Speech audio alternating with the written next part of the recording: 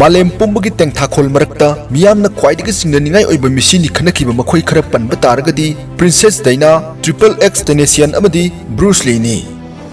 Ngasigi Sunday Paodamkhol da mityang taminarasi Bruce Lee.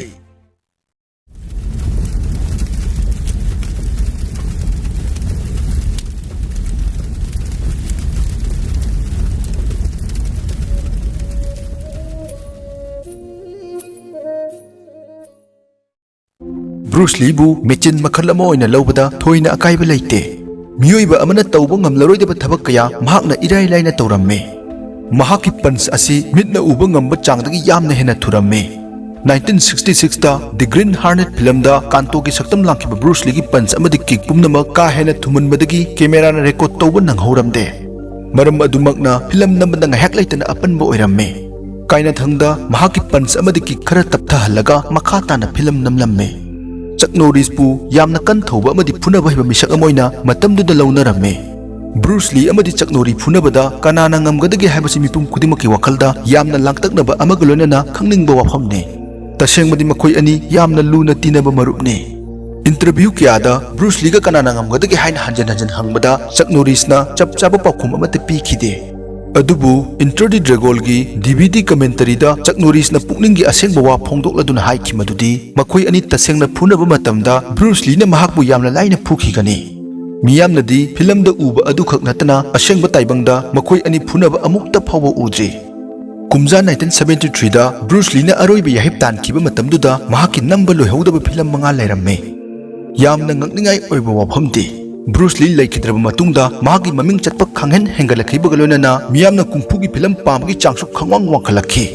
Bruce Lee natragana kungfu ga hairap mari leinaba film kudingmak miyamna yamna pamna yengnaba haurakhi mahak laikidraba matungda puthorakpa kungfu gi film chamaga humpuni panmak miyamna pannaba super hit oikhi matamduda masa laikidraba Bruce Lee gi maming asuki matik chalakhi madudi karisu nataba icham chamba film nambada fauba Bruce Lee manba miyoi ama saktam langlabadi miyamna hektamak pamna yengnakhi miyoi bagi asengba magundi sikraba matungda ta khanglaki haibadumakni Bruce Lee gi namba losilawdaba film singi maraktagi Game of Death ta masak hairap manaba miyoi amana kumhallaga namba losinki film du losinaba honabada Bruce Lee gi thawa yawdrab haksang amadi aroibagi mathau mangam pangthokpagi footage pawba sijinakhi asengba Bruce Lee na kumba nate khanglabasu film du miyamna adumak pamnaba super hit film oikhi matung tarakpada tongan ba producer singna Bruce Lee ga masak hairap manaba miyoi singna kumba film mathang puthokna rakhi punsi kongsat thengnaba kudongthiba awabagi pal khudimak lanthokuna tawru ba thabak punamakta maipakpa misak ama oikiba Bruce Lee di saknon ama misakne sakkusu amadi furup khenabagi pal namkhaiduna malemgi ahanba international Chinese superstar oiba ngamkhiba miyoi asigi maramda miyamna thoina khangnadriba wafam kaya lairi kumja 1950 gi paringda Hong Kong gi lambi singda sen chongduna haurakhiba Bruce Lee angang oringai punsidi awaba nungaiba animak punki matamduda Britain na Hong Kong gi lengak thaudang pairamme communist Chinese government pamdabadagi miyoi kya sansinakpa maramna Hong Kong gi mising angakpa phangna hengalakhi mayum makai lejadaba lairaba amadi thabak phangdaba migi masing hengalakpadagi city asi crime gi makol oirakhi matamduda angang oiriba Bruce Lee na Tigers of Junction Street kowa khutpu amada yawramme fattaba thabak kya tawrubagi damak khutpu adugi miyoi sing kyarak hanna chai chabada Bruce Lee su yawkhi nong manumit ama masagi sahi 32 subata ngairiba Bruce Lee na mamai mamit ikham khamka yumda halaklaga karate tamgi haina mamagi mafamda ningai tawrakhi maduda mamana so ayaba piraduna matamdugi maming chatlaba kungfu gi singtakpurel Yip Man gi makhada Bruce Lee na phunaba tamba hokhi Bruce Lee na Yip Man dagi tamlaku mahi pumnamak lambi lamjawda masung mamanabaga khatnabada sijinarame mai ising sangdaba akiba masak khangdriba sahi matang haibadu oiribana mahakna thang amadi yotlina jingba khulai paiduna yengthinaba khutpu singi miyoi singa thengna mafamda khatnarame nongmadi mahakna laibaki angam athau amagi macha phurubadagi laibak wathok oikhi machagi mangau thiba mataududa mipaiba poklaba mama mapana khanba yaba khallaba matungda atopa pambai leitabadagi nungsikraba machabu thaplaba lamdam America da thanaba thorang tawki nungsikraba poknafam lamdam Hong Kong thadokthringegi mamangda Bruce Lee na atopa mahi amasu tamlamme mahak chacha kauba jagoi amagi mong ama tamduna lam asida ningthina khang hairaba jagoi saba misak amani ahanbadadi mahakna nupi mamangda afau sanabagi damak jagoi asi tamkhibani konadi thawai yawba asum henjelakpadagi mabukning ani lengdana angamba thakta honaduna jagoi heiba misak ama oiba ngamki Masagi sahi 19 surappa matamda Hong Kong gi cha championship ta makok taba ngamkhiba Bruce Lee na America chatpa matamda supnatagi dollar 100 khak loinakhi maram aduna mahakna inak khunba American macha singbu jagoi tambiduna sel kya talamme kumja 1964 da Bruce Lee na California da kungfu tambiba hauki matamdu da kungfu hairiba art makal asi yamna chaksin ngak senduna thambaga loinana Chinese nataba atopa leibaki mioi amata tambinaramde Bruce Lee ne wakhalon asibu kanna yaningdabaga loinana mahi haibasi mingonda takthok tamthokadabani haiba wafamda chetna thajaba thamlamme mahakna khanki kungfu hairaga mi hekta khanagadaba natte miyoiba masel amaga hatoknage hairagadi kungfu yaudраbasu adumak tawba yai wakhalon asimakna Bruce Lee na atopa phurupki miyoisingda kungfu tambiba hauki thawong adubu Chinese kharana akanba mongda yaningdaba phongdoknarakhi nongmadi Chinese phurupki miyoi kya Bruce Lee ki training center da laklaga aiba paujel ama khusinakhi paujel aduna hairibadi Chinese miyamgi mihut sinduna lakliba miyoi amaga Bruce Lee ga phunagadabani karigumba Bruce Lee na maithiba thoklabadi makha tana mitopta kungfu tambiba yaroi haibashini tasengbadi Bruce Lee bu kihannabagi damak thawrang adu atamnana miyoi kharana sinkhibani adubu kihallaga chatkadaba Bruce Lee di oikide khudakta mahakna phunabagi wafam yare amasung numit lepnare haina khiba mafam amadi matamda Bruce Lee na miyoi adubu supnatagi mikup kharagi manungda maithiba piki thawdoktuna para ama oiraga matung tarakpata kanamtana Lee gi thawrang apanba pirakhidre mahakna makhatana malemgi tongan miyoi singda kungfu leptana tambirami ingkumja 1970 da punsi chupagi soinaiba yaba moongda Bruce Lee aso open nangki mahakki masana amasung practice khutau asuki matik khudong tiningai oiramme mahakna mikup khuding khongthang khuding chekchilamme nongmadi hakchang sakatringaida khudong tiningai oiraba sajel ama tawrubada khudong thiba nangki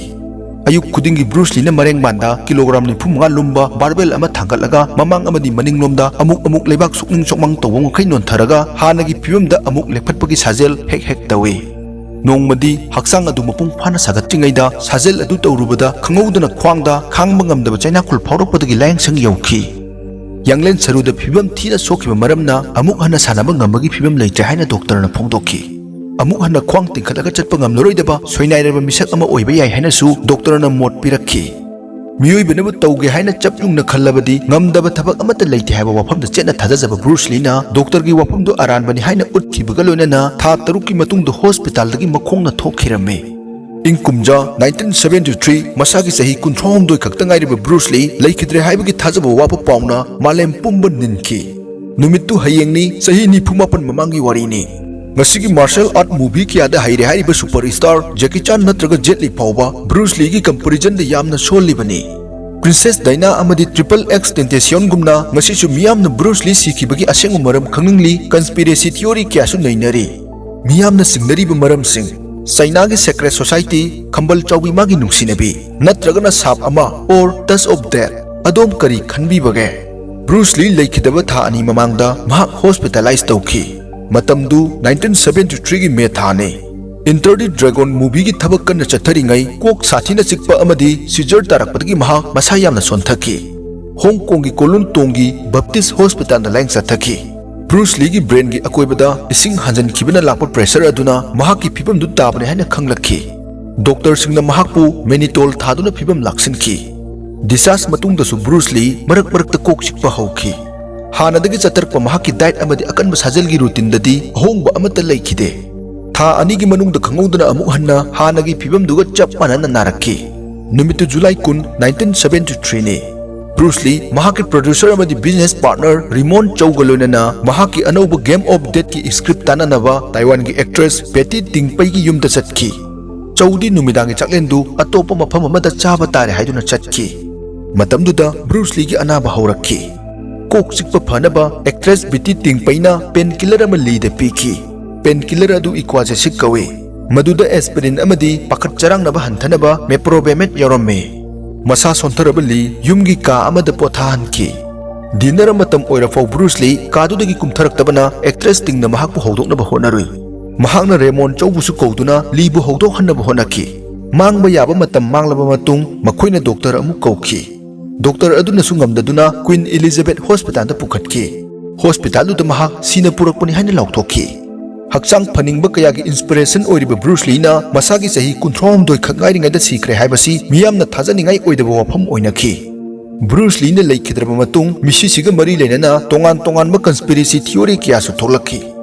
Ahanba conspiracy Bruce Lee na hek laikhidabaga mahaki business partner Romendrajit na Lee gi mingchat chokpa yaba maongda Bruce Lee ga atopa nupi ga mari lenarami maramsina Bruce Lee amadi mahaki nupi Linda ningai taunakhi haina pauthokhi. Numit kharani gi manungda Hong Kong press na wafam si yumpham yaudi haiki. Adubu chaugi minamba aduna maram oiduna miyamna tingal liga aronba mari lenarami haina thajannarakhi. Miyamna masu thaksinaduna makhoi ani koinarambadagi Bruce Lee na toknarasi haina haudoklubada khambal chaubi tingpaina Bruce Lee bu hu thaduna hatpani haina pau sandokpa yaukhi. Masigi mahai oina khoisaunaraba Lee gi fansingna actress Biti Tingpai bu kihan khanganbagi pausu takhi. Sahi kharagi matungda Tingpaina pikiba interview amada mahakna sahi 16 ta ngairingai thokiba tonga aduna mahaki punsi mangma yabagi chang phawba ki haina phongdokhi. Ani suba theory dana Bruce Lee drug overdose oiduna sikibani haibasini. Bruce Lee ganja sizinarami haibasidi miyamna hanadagi khangnarami. Mahaki autopsy dasu masi fangki. Adubu masina sibagi maramdi oiroi haina taknaba hotnabada autopsy pangthokiba forensic scientist Donan theory awaba oiki. Haukiba sahi kharasida Bruce Lee na akanba drug makhal khara haibadi cocaine amadi LSD gumba sizinarami haibasi mahakna iramba sithi kayadagisu miyamna khangba ngamki. Maram asinasu Bruce Lee drug overdose na siramgani haiba wafamda thajaba miyoi masing wangkhalakki. Ahum suba conspiracy gi matung inna China gi khulai paiba khutpuna Biti Tingpai sizinaduna Bruce Lee bu hatu hankibani haibasini. Khutpu singduna sel gi demand tawbudu Bruce Lee na pikide. Amuksu Lee na inkhalakpa matamda hainarakpa street fight amada mafamdugi khutpu luchingba amagi machanupa thina phuki. Madugi mahai oina mahak USA da sianba takhi hairi. Maraksida Bruce Lee na maram oiduna Mandarin maronda sema movie phawba hengalakpana mainland China gi khutpu singduna sel thadaba movie singda sel mangba helakpadagi chaktuna hatkibane su hainai. Mari suba conspiracy Bruce Lee gi business partner Romendrajit gi maramdadi hana su panjakhre. Makhoi ani na Concord Production Inc lingkhatminakhi. Makhoina Way of the Dragon, Into the Dragon amadi Game of Death kumba phawraba movie ki asi puthokminakhi. Bruce Lee sikibada mangonda yamna chauna kana hawe. Lee sikibagi pauna maram oiduna hanana martial art ki movie pamnaramba international market ta Lee na kumlama movie sing demand hengalakki. Chauna Bruce Lee sikibagi chahi manga matungda Game of Death release tawki. Movie aduda chauna Bruce Lee gi minute 13 gi action scene amadi mahaki asengba funeral gi footage sizinakhi. Loinana film adu miyamna pamba henaba chauna Bruce Lee gi masak manaba amadi saban manaba miyoi singbu movie aduda kumhankhi. Mathangi theory asina touch of death kini. Bruce Lee na Chinese nataba atopa miyoi singbu kung fu tambiramme. Chinese kung fu master haibadi sifu singi kanglup amana makhoi gi technique singdu atopa miyoi da taktokpada yaninglamde. Hai singlaba sifu singna sizinaba dimmak kauba technique amasu lei. Killer technique asibu English ta touch of death haina su khangnai. Technique asi yeknabagi pressure point singda attack tawnai.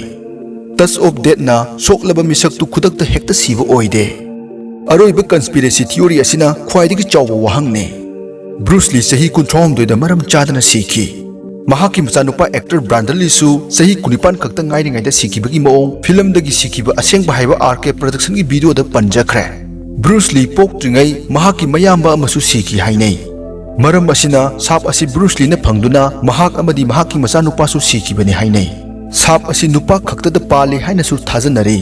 Adubu Bruce Lee gi atopa mayamba amadi sahi 68 phawba hingki 62 suraba manaw nupa amana hojik su hingli.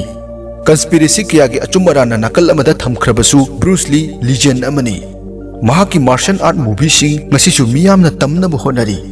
Mahak matamdugi style icon amasuni. Bruce Lee bu pamjaba ngaujaba miyoi kyana magi sikibagi theory kya leptana nainari. Adubu mahaki loinabi Linda gi yamna chamlaba pawdam amada asumna haiki. Sahi kayasida miyamna aigi ipuroiba karamna siki haina nainaduna lakli. Aidi mahakna karamna hinglammi haibadutang ningsingningi. Official verdict na kari hairi. Autopsy report asumna oiki. Bruce Lee gi brain da nai chabagum ising hankibaduna mahaki brain 13% hena chawthoklamle. Masina kok manungda pressure ka hena hengatkibani. Masigi damakta di matang sida pumnamakpu aroibo oina khurumjari.